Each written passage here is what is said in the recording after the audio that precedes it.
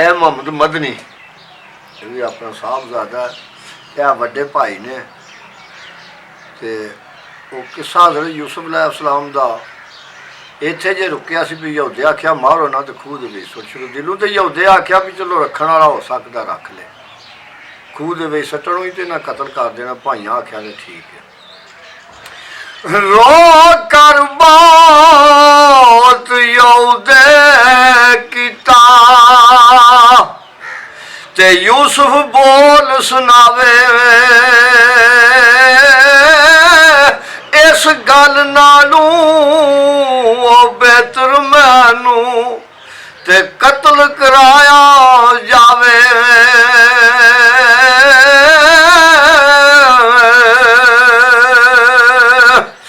क्या खूबी तलवार कतल दी ते मजा शहादत मरेंदा। दर्द अजाब जुदाइयां कोलू ते जल्द अखलास करेंदा।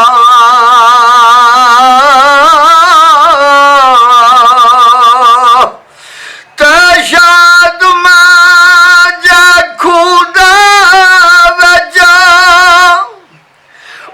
चढ़िया जल्दी मौत न आवे, दर्द जानी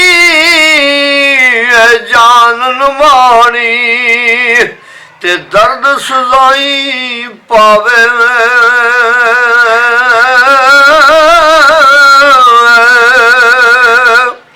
हज़रत यूसुफ ने आख्या बेद ने उधर बेहतर मैनू कतल ही कर दियो। जे मैं खूह दे विच डिग्गा तो हो सकता मेरी जान जल्दी ना निकले, क्यों गैब तो नहीं, गैब तो अल्लाह पाक जी नूं दसदा उन्होंने पता लगता है। उन्हें आख्या भी इस हिसाब नालों बेहतर है मैनू उंज ही कतल कर छड़ो, खूह विच ना सट्टो। ते तले जमीन दे रात अंधेरी ते मुश्किल बनसी मैनू पाया आख्या कतल ना करसा ते खूह विच डाला तेनू।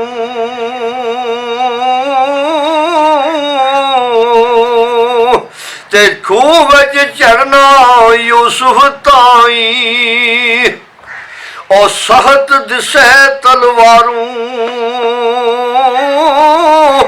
गैबू नफा ज़ियान पछाने क्यों करो ते बाज हुक्म सरकारूं।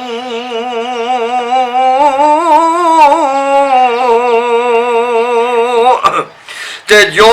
कुछ खूह विच होना होया सी ते गैबू खबर जे पांदा।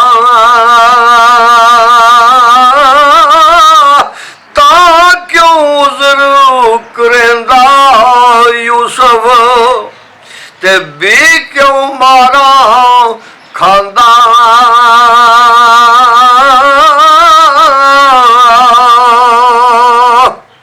ते घर विच पा के पकड़िया पाया और सख्ती दे मुआया। वे कोई ना खबर यकूब नबी नू ते ज्यों कर वक्त व्याया।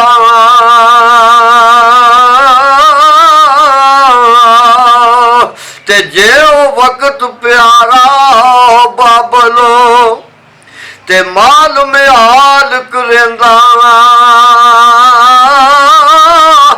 वेख ना सकदा साथ अंदर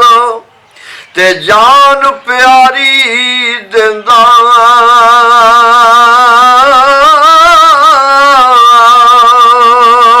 ते हरदम गैब रसूलां वलियां ते जे विरसा हथ आवे अकबर गालिब रब तो आना ते वाद ना क्या जावे।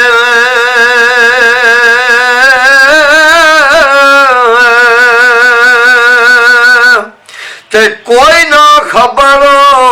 ओ परावा गैबू ते बात ने हुक्म रबाना खूब लिया यूसुफ ताई ते करके जोर तगाना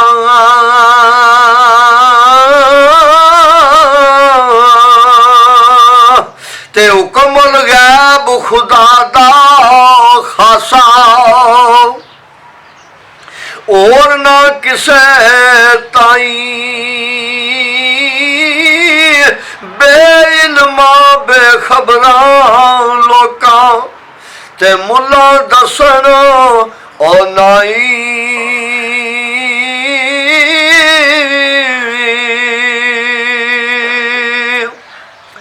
ते सब जिक्र इमाम गुज़ाली इब्ने अब्बासू लियांदा वाफुर सुखन मुसन्नफ कोलू ते मूल ना कीता जांदा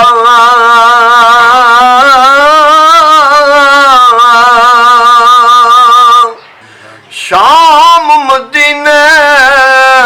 रस्ता जावे ते शहर मिस्र थी आवे उस रस्ते पर सीओ खुआ ते बैरुल इश्क बतावे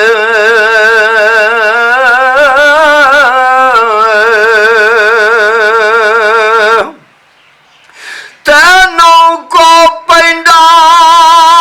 शहर कुनियानू ओ दूर उजाड़ बनाई सै किस्मां दियां उस विच ज़हरा ते सख्त अज़ाब आज़ाई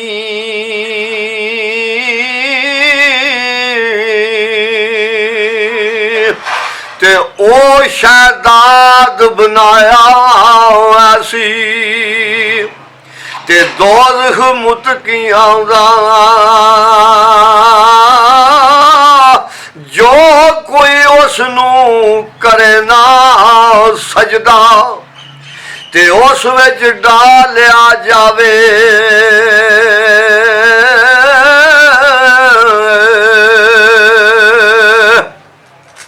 ते जुल्म खुदा दी खलकत ऊपर ओ कीता सू बाज शुमारा आशिक रब नू पूजन वाले ते दे गए जान आज़ारा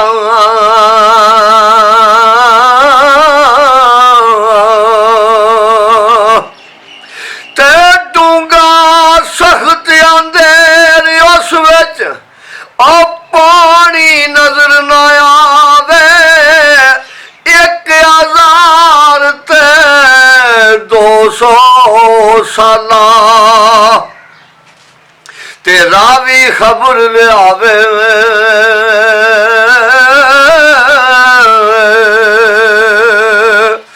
डूंगा सहत अंधेर उस विच ते नजर ना आवे पानी 1000 ते 200 साला ते मुद्दत उस व्याणी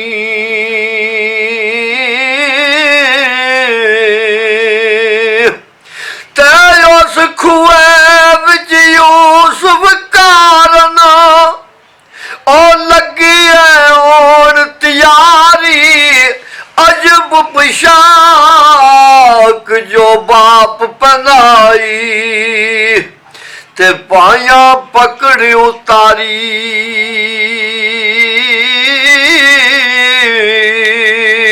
ते कुर्ता जदू उतारन लगे ते यूसुफ ने हाथ यूसुफ ने पाया चिड़क दिती शामून यूसुफ नू ਤੇ ਜਜ਼ਬੇ ਨਾਲ ਛਡਾਇਆ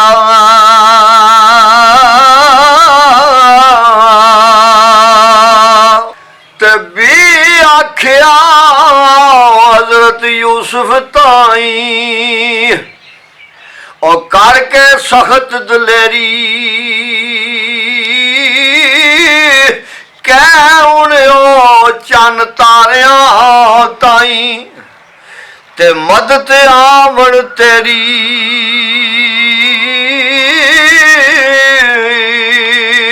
ਤੇ ਉਹ ਜੋ ਸਜਦਾ ਕਰਦੇ ਤੈਨੂੰ ਤੇ ਇੱਥੋਂ ਆਣ ਛੁਡਾਵਣ ਵੀ ਉਸ ਹਾਲਤ ਅੰਦਰ ਤੈਨੂੰ ਤੇ ਆਣ ਪੁਸ਼ਾਕ ਪਹਿਨਾਵਣ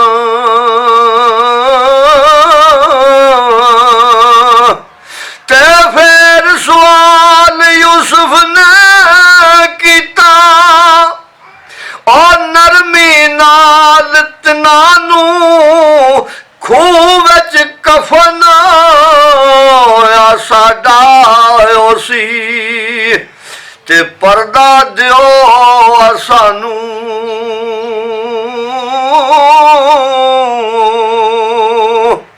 ਤੇ ਆਖਿਆ ਏ ਸ਼ਮਾਉਨ ਜਵਾਬੂ ਤੇ ਸਜਦਾ ਕਰ ਦੇ ਤੈਨੂੰ ਆਖ ਉਹਨਾਂ ਨੂੰ ਮਦਦ ਆਵਣ ਤੇ ਕਫਨ ਪਨਾਵਣ ਤੈਨੂੰ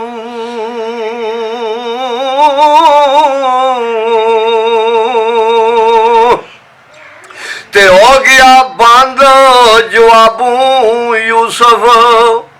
ਤੇ ਸੁਹਨ ਕਲਾਮ ਨਾ ਕੋਈ ਕਹਿਣ ਮੁਫਸਰ ਇਓ ਇਸ਼ਾਰਾ ਤੇ ਜਦੋਂ ਆਦਾਲ ਕਿਆਮਤ ਹੋਈ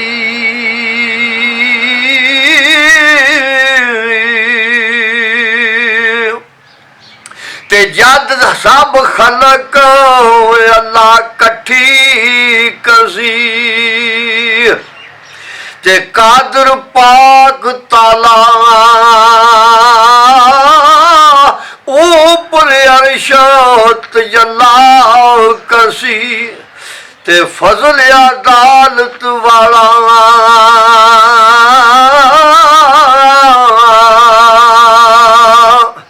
ते खब्बी तरफे दोज करके और तबक जमीन अलावे 500 साला रस्ता दूरों ते आतिश कड़क सुनावे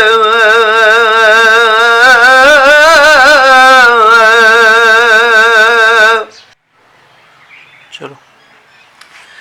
ते सज्जी तरफे जन्नत मावा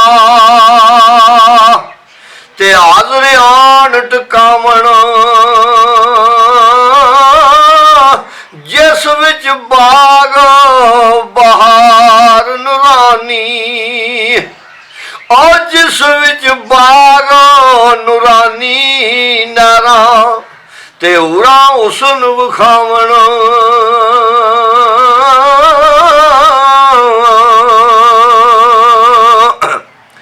ते खब्बी तरफे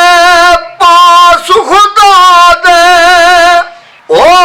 रसूल प्यारा उस तरफे दोज़ख कड़के ते गज़बू पकड़न वाला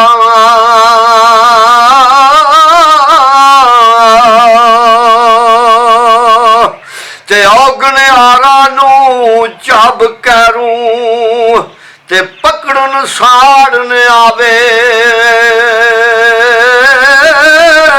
अगू वेख जमाल मोहम्मदी ते अदब को शर्मावे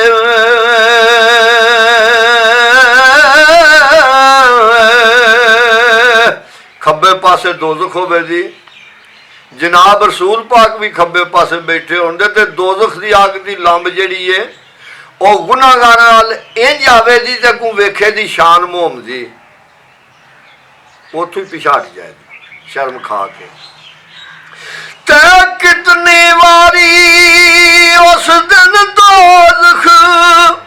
ਉਹ ਜ਼ੋਰੂ ਖਾਵਣ ਪਾਸੀ ਦਰਦ ਡਰਦਾ ਵੇ ਖੁਜਮਾਲ ਮੁਹੰਮਦੀ ਤੇ ਅਦਬ ਕੂ ਹਟ ਜਾਸੀ